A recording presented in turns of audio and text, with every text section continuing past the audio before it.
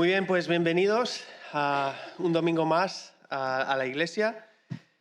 Como hacemos habitualmente, vamos a empezar con el estudio de la palabra, viendo qué Dios nos puede enseñar en el día de hoy. Y es importante que siempre lo tengamos en cuenta, ¿no? Nosotros tenemos la necesidad de conocer a Dios y la forma en que Dios ha determinado que le podemos conocer es a través de las Escrituras, leyéndola y con la enseñanza de su Espíritu Santo, que es el que realmente puede abrirnos los corazones y comprender lo que intelectualmente no podemos entender.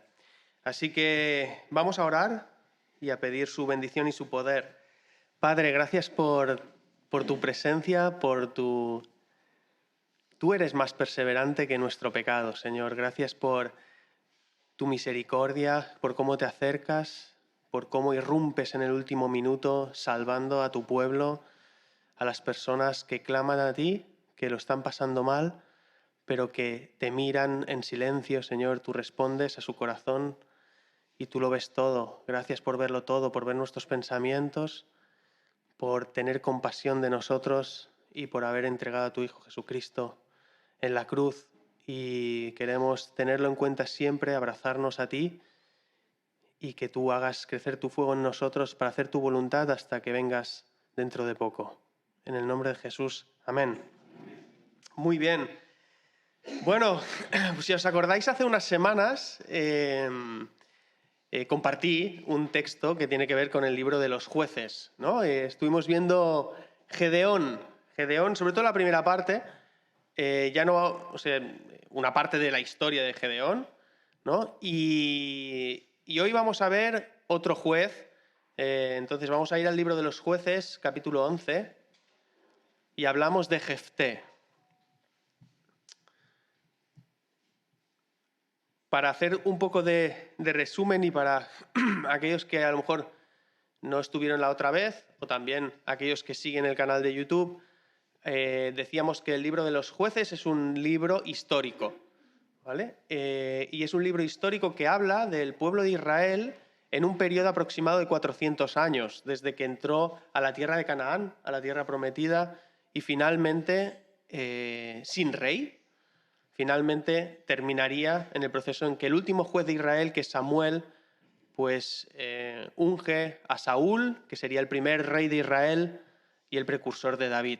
Entonces estamos en este periodo de estos 4 siglos. En estos 4 siglos hay una cosa que constantemente se repite, y es que el pueblo de Israel, a causa de su pecado y de abandonar a Dios, acaba siendo sometido a las naciones que hubiera tenido que expulsar en su momento, y no lo hizo, y por lo tanto, como les someten y les esclavizan, claman y Dios se acuerda de su pacto y vuelve a liberarlos, y para liberarlos siempre levanta una persona, con su Espíritu Santo levanta una persona para que específicamente dé libertad en un periodo concreto, ¿vale? Y eso es algo que después vuelve a repetirse, el pueblo es libertado, pero después otra vez vuelven a abandonar al Señor, y como decimos siempre, un poco como nuestros corazones, ¿no? De forma natural, que funcionan de esta manera, y si no es por Dios, realmente no podemos acercarnos a Él. Así que hoy vamos a ver la historia de Jefté, y vamos a leer el capítulo 11, los 4 primeros versículos, que dice así: Y Jefté Galaadita era un guerrero valiente. Empieza como con Gedeón, ¿no? Era un guerrero valiente, hijo de una ramera. Y Galaad era el padre de Jefté. Y la mujer de Galaad le dio hijos. La mujer no es esta ramera, sino su mujer. Le dio hijos. Y cuando los hijos de su mujer crecieron, echaron fuera a Jefté y le dijeron: tú no tendrás heredad en la casa de nuestro padre porque eres hijo de otra mujer. Y Jefté huyó de sus hermanos y habitó en la tierra de Tob. Y hombres indignos se juntaron con Jefté y salían con él. En otras versiones dice: y salían con él y hacían fechorías o gamberradas o trastadas, etc. ¿Vale? Así que se juntó con la crème de la crème de los que habían quedado relegados fuera o habían sido desechados o malvivían. ¿Vale? Si os acordáis, Gedeón era alguien que justamente provenía de una familia humilde, pero además era el pequeño también. Es decir, que no tenía heredad. Y él mismo lo decía, yo soy pequeño, soy de los pobres, de una familia pobre, etc. Y aquí vemos otro que tampoco tiene heredad, porque justamente sus hermanos, y que él era hermanastro, le rechazaron, ¿no? Y le dijeron, tú no eres nuestro hermano, no eres hijo de nuestra madre, y por lo tanto fuera de aquí. Y además el texto dice que huyó. Es decir, no sabemos lo que pasó, pero normalmente cuando alguien huye es porque hay una amenaza real, ¿no? Y entonces él tuvo que irse. Así que encontramos dos personas, Gedeón y ahora Jefté, sin herencia, completamente desechados y olvidados. Y digo esto porque es muy interesante ver cómo Dios se fija en las personas que no tienen herencia, ¿no? Se fija en las personas que han sido desechadas, que han sido menospreciadas y que de alguna manera no cuentan con una relevancia en su entorno. Y hay algo que leemos que Pablo escribió y dice, pues la locura de Dios es más sabia que la sabiduría humana y la debilidad de Dios es más fuerte que la fuerza humana. Dice, hermanos, considerad vuestro propio llamamiento. No sois muchos de vosotros sabios según los criterios meramente humanos, ni sois muchos de vosotros poderosos, ni muchos de noble cuna. Muy interesante porque Pablo se pone delante de la iglesia y dice, pero a ver, de todos los que estamos aquí, ahora estamos en periodo electoral, ¿no? ¿A cuántos nos han llamado para colaborar en las elecciones de los que estamos aquí? ¿Qué importancia? Bueno, Yolanda, pero ¿a cuántos para estar en la mesa, como mucho? Vale, para estar en la mesa, pero en realidad no somos, y Pablo dice, no sois muy poderosos ni sois muy especiales, teniendo en cuenta los criterios humanos, ¿vale? Y Dios justamente se fija en aquellos que no son muy poderosos. Dice, porque Dios escogió lo insensato del mundo para avergonzar a los sabios, y escogió lo débil del mundo para avergonzar a los poderosos. También escogió Dios a lo más bajo y lo despreciado y lo que no es nada para anular lo que es, a fin de que en su presencia nadie pueda jactarse. Es decir, para que cuando estemos allí, nadie de los que va a llegar a la presencia de Dios, y eso es algo claro, nadie de los que va a estar delante de Dios va a tener la sensación de que está allí por lo grande que era mientras estaba en la tierra. Nadie. Por eso dice, por avergonzar a los que aquí son alguien, pero cuando estemos ahí verán que no eran nada. Y los que aquí no somos nada, por haber creído en Jesucristo, que seguimos siendo nada, pero en Él somos herederos y coherederos y reyes y sacerdotes. Y cuando estemos allí, veremos realmente que sí, efectivamente, no estamos delante del Señor por lo muy grandes que fuimos nosotros en la tierra, al revés. Entonces es muy importante esto. Esto es lo que Dios, esta es la perspectiva de Dios. Y de hecho, yo creo que ahora que estamos en periodo electoral, creo que a veces la Iglesia, cuando intenta de alguna manera asociarse para ser alguien, en sentido, está errando, ¿no? Se equivoca. Ahora, en esta campaña electoral, es normal que los candidatos políticos de los partidos intenten reunirse con todas las sensibilidades del mundo civil y religioso. Entonces empezamos a ver también cristianos evangélicos orando por candidatos a la alcaldía en las fotos, que muchas veces es verdad que tenemos mucha prisa por publicarlas, ¿no? Para que nos vean, pero realmente tenemos que pensar una cosa, en el fondo, estas personas son lo que Dios les permite ser. Entonces, no queramos ser tampoco como ellos, ni encontremos un valor especial al estar orando por los políticos a la hora de que los demás lo vean, porque no tienen ningún tipo de valor. Nosotros sí debemos orar por los políticos y los gobernantes, porque eso sí es bíblico. Eso es real, es bíblico, lo dice la palabra. Pero otra cosa es que nosotros valoremos eso como algo que mostrar y que realmente nos tiene que posicionar también o nos llena de orgullo, porque no hay ningún tipo de orgullo en esto. Sí que nuestra voluntad tiene que ser como Jesús.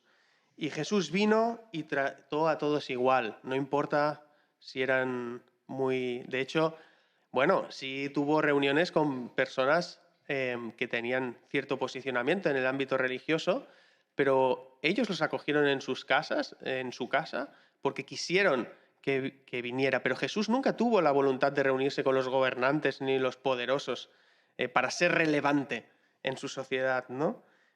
Simplemente Jesús fue relevante porque hizo la voluntad de su Padre.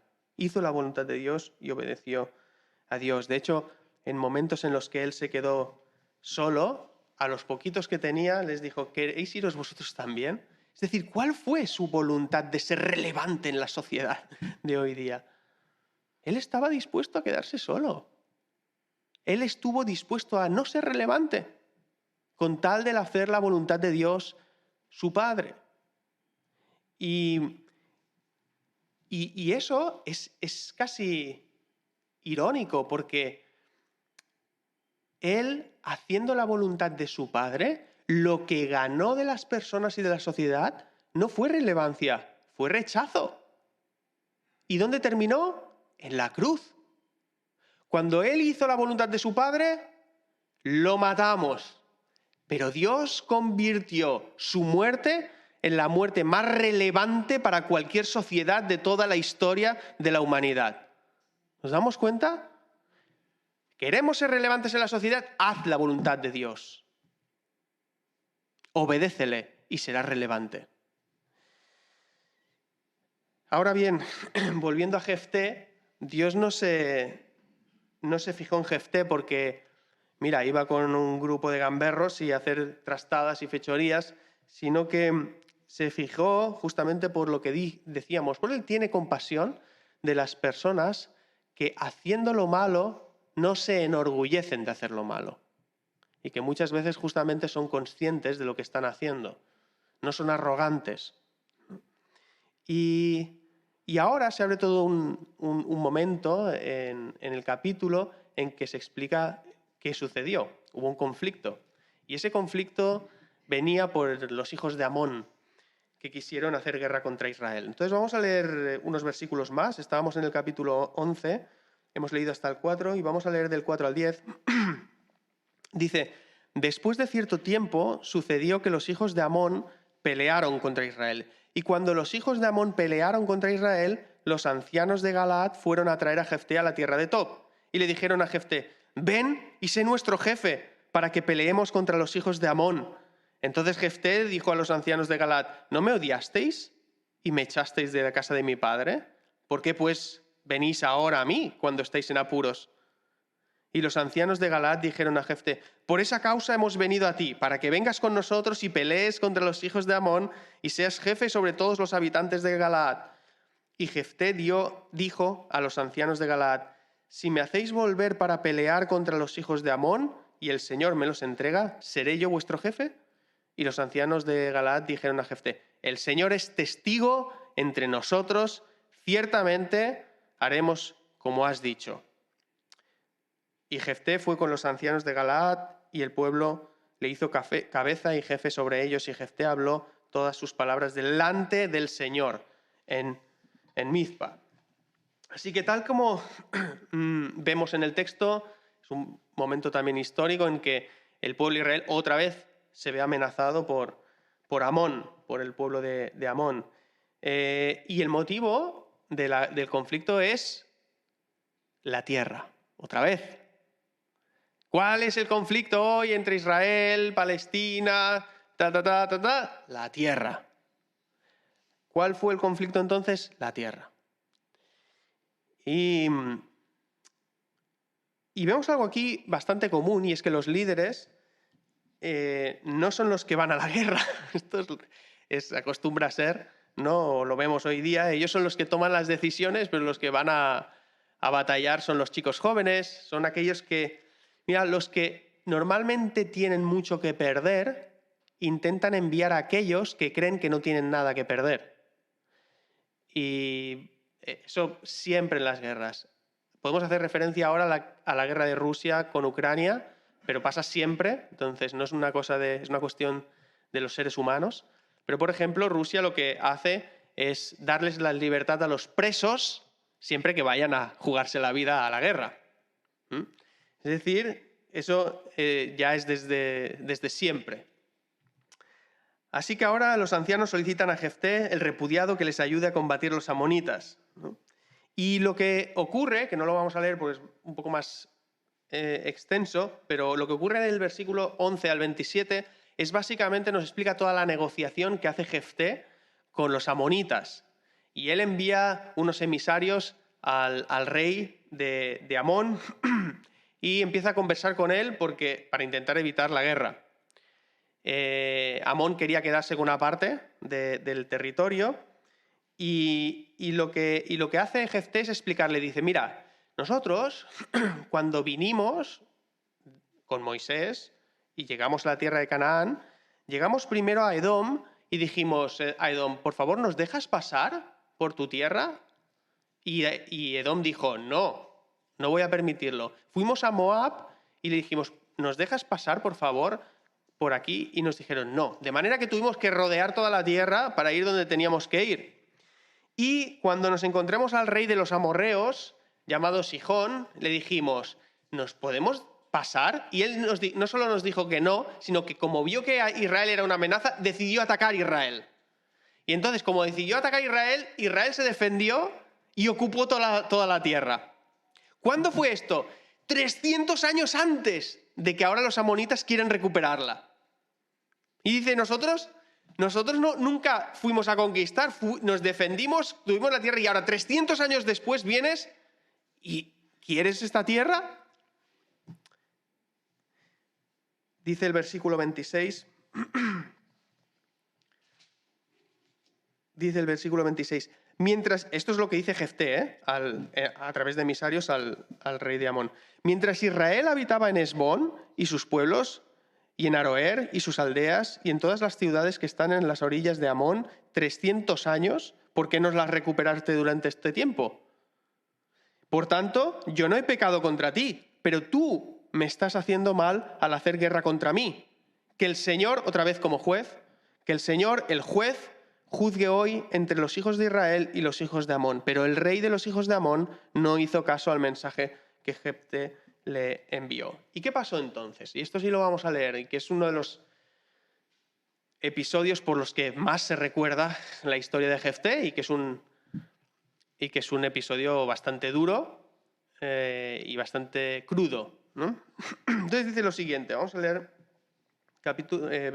versículo 29. Dice, y el Espíritu del Señor, es decir, el Espíritu Santo, vino sobre Jefté y pasó por Galaad y Manasés, y luego pasó por Mizpa de Galaad, y Mizpa de Galaad fue a donde estaban los hijos de Amón.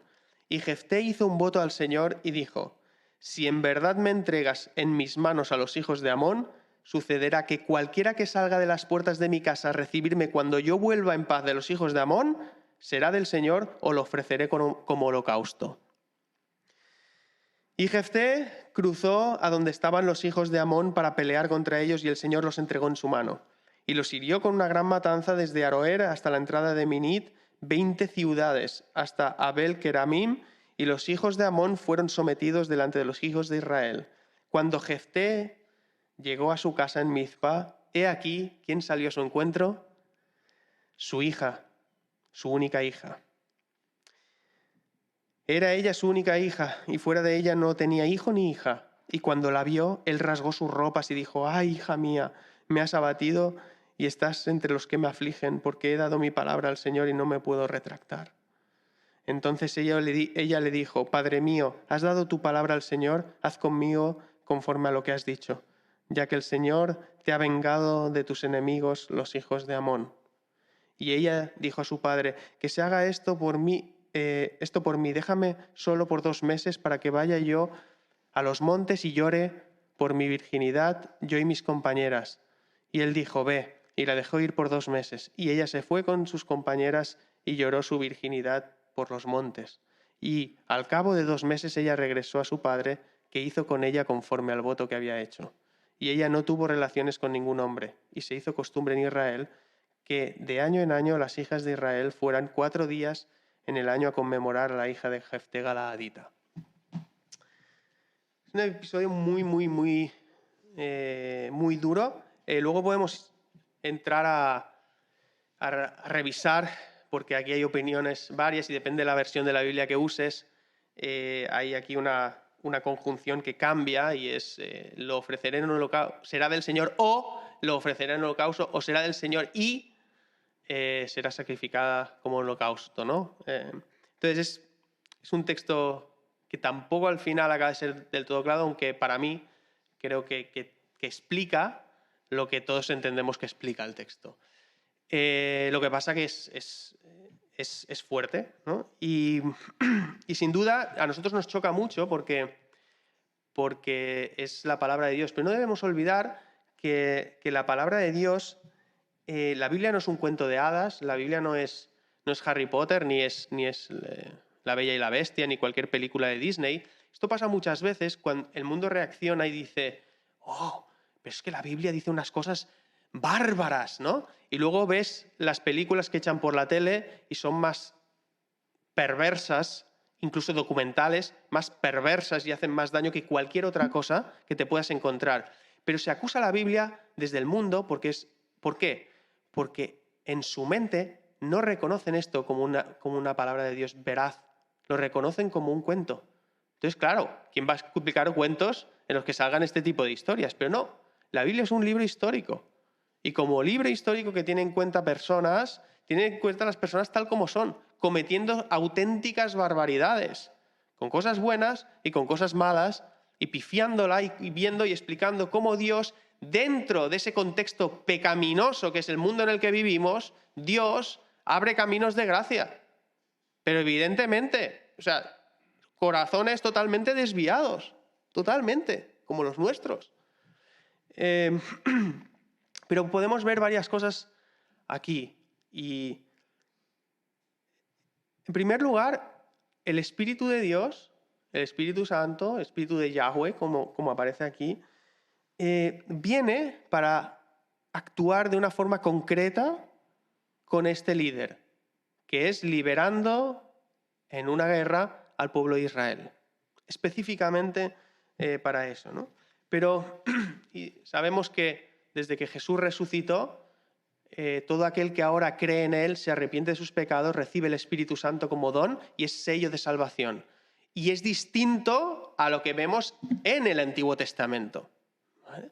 Donde el Espíritu Santo solo en contadas ocasiones podía venir a morar sobre una persona, pero no lo hace como después de la resurrección, en el que realmente Jesús va al Padre y Él entrega al Paracletos, que es el Espíritu Santo, para que aquellos que creen sean sellados y viva juntamente con Él y haga morada en cada uno de nosotros. Entonces es un poco distinto. Pero quiero explicar que el Espíritu venga sobre una persona, como es el caso, no quiere decir que haga a esa persona perfecta. Porque vino para liberarlo, pero al mismo tiempo esa persona dijo una auténtica barbaridad. Dijo una auténtica barbaridad. Entonces, cuando el Espíritu Santo viene en las vidas de los creyentes, viene a morar en una vida caída en su carne. Nosotros, aunque el Espíritu Santo venga sobre nosotros, seguimos haciéndonos mayores.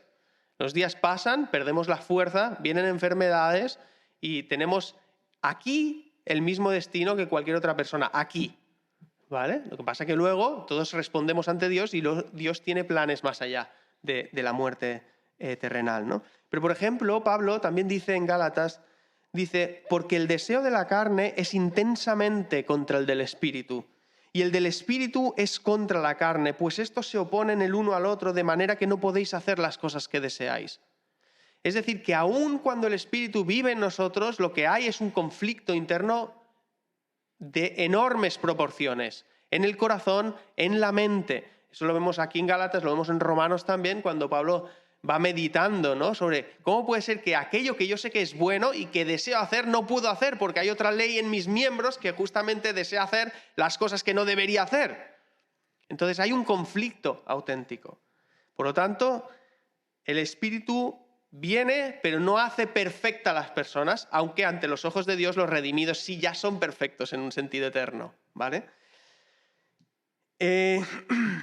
Hay una cosa interesante, ¿no? En 2 Samuel, y voy hablando más del tema que únicamente del texto, pero en 2 Samuel, es decir, mucho más adelante, cuando ya terminamos los jueces,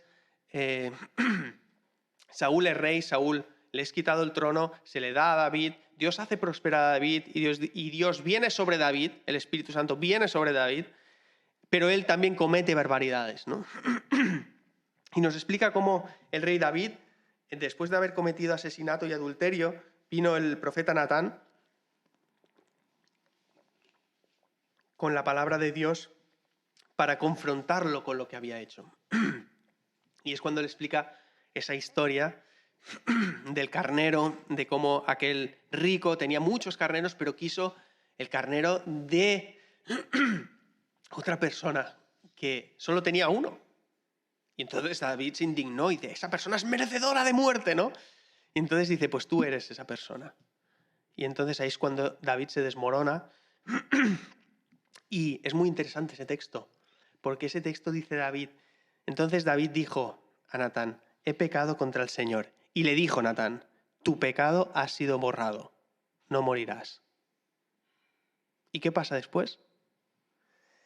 Que después, después de haber confesado y haber dicho esto, dirá, sin embargo, como tú has dado por este hecho, por el hecho de asesinato, el hecho de adulterio, etc., has dado ocasión a los enemigos de Dios para que blasfemen, viene todo el juicio. Es decir, lo que nos salva aquí no son las obras. Aquí lo que nos condenan son las obras. Lo que nos salva no son las obras. Lo que nos salvan es la confesión. Porque cuando David se puso a llorar y ayunar como un loco, perdidamente, sin comer, sin nada, es para que no muriera el hijo que tuvo con Betsabé. Pero no a la hora de confesar su pecado. Cuando David confiesa su pecado, Dios no ve las cosas por lágrimas, ve el corazón. Si la persona confiesa auténticamente, he pecado contra Dios, Dios le va a perdonar, porque Él ve el corazón. Y si es auténtico, le perdonará. Pero sus hechos sí tendrán unas consecuencias. Y le dijo, y la espada... es muy interesante, mira, no había... Porque Dios dice, y la espada de Amón, porque tú hiciste esto con la espada de Amón no se apartará de tu casa. Mira, justamente que estábamos viendo el... Y David tuvo que vivir unas situaciones indeseables para cualquier padre. Que, por ejemplo, ver que tu propio hijo te esté persiguiendo para matarte a ti. Porque como uno que daría cualquier cosa por su hijo y tiene que ver esto. O ver, por ejemplo, cómo otro hijo violó a otra hija suya. Tremendo. Y cómo, algo que compartió el Enrique en la predicación, recuerdo, cómo murió pues, ese niño que tuvo con Betsabé, ¿no? Es decir, la salvación viene por la confesión auténtica. Y ahí queda borrado el pecado. Pero después todo tiene unas consecuencias. Y le pasó esto a Jefté. Entonces, otra cosa que aprendemos, ¿no?, de lo de Jefté. Es imposible hacer la voluntad de Dios sin conocer a Dios. ¿Pero a quién se le ocurre hacer un pacto que tenga que ver con ofrecer holocausto a Dios? ¿Cuál fue? Este hombre se había olvidado de la razón, del mensaje que Dios les dio cuando llegaron a Canaán. Sabía lo que había pasado hace 300 años y no sabía que Dios les dijo expulsar estas naciones porque, entre otras cosas, lo que hacen es sacrificar niños. No he entendido nada. ¿Cómo es posible? Si no nos acercamos a la palabra de Dios, no sabremos cuál es la voluntad de Dios y cometeremos errores tremendos. Y eso es lo que le pasó a Jefté. Tercera cosa,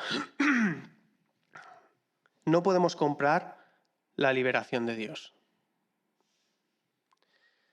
No puedes comprar la libertad que Dios te da. Jefté hizo un pacto como el que muchos hacen hoy día. Es que, Señor, sí, por favor, si me sacas de esta, vamos, es que iré a andar descalzo o haré 3 rutas del Camino de Santiago de rodillas o haré no sé cuántos. No se puede comprar. El favor de Dios y la gracia no se compra. ¿Por qué nos empeñamos en ofrecer a Dios las cosas que Él no nos pide? ¿Y por qué no aceptamos las cosas que Él nos da?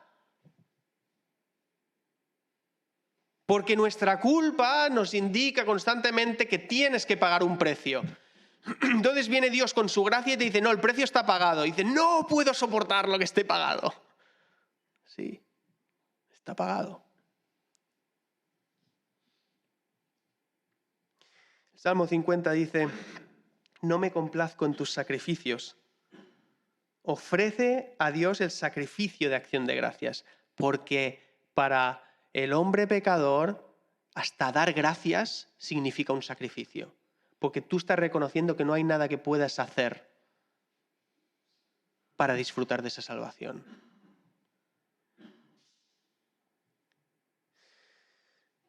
Reconocer que hay un Dios al que debemos rendir cuentas es lo que realmente nos cuesta. En 1 Samuel dice también, y eso eran palabras directas a Saúl, ¿se complace el Señor tanto en holocaustos y sacrificios como en la obediencia a la voz del Señor? He aquí, el obedecer es mejor que un sacrificio, y el prestar atención que la grosura de los carneros. Por lo tanto, y esto nos habla del Evangelio, el único sacrificio que vale en nuestra negociación con Dios es el que Él ha ofrecido. No hay otro. O lo aceptas o lo rechazas, pero no habrá jamás nada que tú puedas hacer para ganarte el favor de Dios. Porque no hay otro nombre que haya sido dado a los hombres, a los seres humanos, en quien podamos ser salvos. Solo Jesucristo, Yeshua, el único que puede salvarnos si aceptamos ese sacrificio. Nos hemos fijado en dos personas pecadoras a quien Dios usó en un momento específico. Los dos no tenían heredad. Y Dios se compromete en darnos la mayor heredad, que es estar con Él por siempre. Él es la porción de mi heredad. Eso es lo que tiene que decir tu alma. Y eso lo hizo posible a través de Jesús. Y es lo que hoy vamos a celebrar. Padre, te damos las gracias por tu benevolencia, por tu paciencia, por tu misericordia. Que hagas brillar en nuestros corazones la luz del Evangelio, que traigas en nuestros corazones la comprensión de pecado, de lejanía de ti, para que podamos darle la vuelta con tu ayuda y siempre estemos contigo. Que sea el deseo de pasar a tu presencia para estar contigo siempre nuestro principal apoyo. No nos dejes. Gracias por luchar por nosotros, gracias por el sacrificio de Cristo, porque es válido hoy. Y te pedimos que muchos puedan responder a este llamado. En el nombre de Jesús. Amén.